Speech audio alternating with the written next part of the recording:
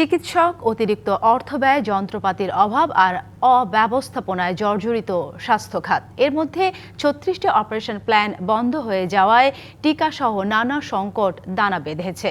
গলাকাটা test ফি, রোগীদের বিদেশমুখিতা, ভুল চিকিৎসার অভিযোগের তীরে বেড়েছে স্বাস্থ্য ব্যবস্থার প্রতি আস্থাহীনতা। এমন ভঙ্গুর স্বাস্থ্য খাতকে মেরামত করায় নতুন সরকারের কাছে চ্যালেঞ্জ হবে বলে মনে করছেন বিশেষজ্ঞরা। মহাখালীর জাতীয় ক্যান্সার হাসপাতালে ক্যান্সার চিকিৎসায় প্রয়োজনীয় রেডিওথেরাপি মেশিনের চাহিদা রয়েছে অন্তত ৮টি, কিন্তু মাত্র ২টি মেশিন দিয়ে কাজ চলছে। ফলে রোগীদের অনেকেই বঞ্চিত হচ্ছেন প্রয়োজনীয় চিকিৎসা থেকে। এমন নানাবিধ সংকটে জর্জরিত আমাদের স্বাস্থ্য খাত। এর আগে ৩৬টি অপারেশন প্ল্যান বা কর্মসূচির মাধ্যমে দেশের স্বাস্থ্য খাতের বেশিরভাগ অবকাঠামো, রোগ প্রতিরোধ, স্বাস্থ্য ব্যবস্থাপনা ও সেবামূলক কার্যক্রম পরিচালিত হতো। অন্তর্বর্তী সরকার এসে সব কর্মসূচি স্থগিত করে দেয়। ফলে ভাটা পড়ে জলাতঙ্ক নিয়ন্ত্রণ, এইডস নিয়ন্ত্রণ, টিকাসহ অন্যান্য কর্মসূচিতে। বিশেষজ্ঞরা বলছেন, নতুন নীতিমালা ও কর্মকৌশলের মাধ্যমে এসব কর্মসূচি দ্রুত চালুর প্রস্তুতি নিতে হবে নতুন সরকারকে।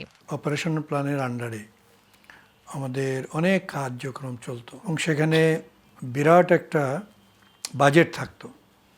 তো সেইটা একেবারেই বন্ধ হয়ে গেছে। এটা একটা বড় চ্যালেঞ্জ যে এই কার্যক্রমগুলোকে পুনরায় শুরু করা, এবং শুধু শুরু করা না, সেগুলো যাতে ভালোভাবে চলে, সেখানে যাতে অনিয়ম দুর্নীতি না থাকে। তাহলে প্রথমে একটা নীতিমালা তৈরি করা দরকার যে আসলে কি করতে চায়। নীতিমালা করার পরে একটা কর্মকৌশল প্রণয়ন করা, যে এই নীতিমালাগুলো বাস্তবায়নের জন্য।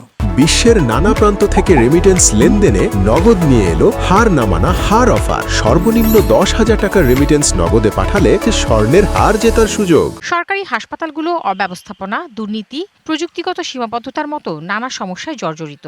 অন্যদিকে বেসরকারিতে রয়েছে আস্থার সংকট, প্রতারণার ফাঁদ। এতে রোগীদের বিদেশমুখিতা বেড়েছে। আমাদের যে মিনিস্ট্রিতে দুটো উইং আছে, ওই দুটো উইংকে স্বাস্থ্য সংস্কার কমিশনের একীভূত করার যে পরিকল্পনাটা, এইটা কিভাবে বাস্তবায়িত করা যায়। প্রাইমারি হেলথ কেয়ারটা যদি ভালো মতো করা যায়, তাহলে কিন্তু উপরের দিকে রোগী তখন কম আসবে। অর্থ বিভিন্ন খাতে দেওয়া, বরাদ্দকরণ এবং অর্থ সঠিকভাবে ব্যবহারের ব্যবস্থাপনা করতে হবে। সুষ্ঠু দায়িত্বশীল স্বাস্থ্যসেবা নিশ্চিত হলে তবেই চিকিৎসা ক্ষেত্রে আস্থা ফিরবে মানুষের। অনেকে নতুন সরকারের অন্যতম চ্যালেঞ্জ হিসেবে দেখতে চান বিষয়টিকে। তাহসিনা জেসি, ডিবিসি নিউজ, ঢাকা।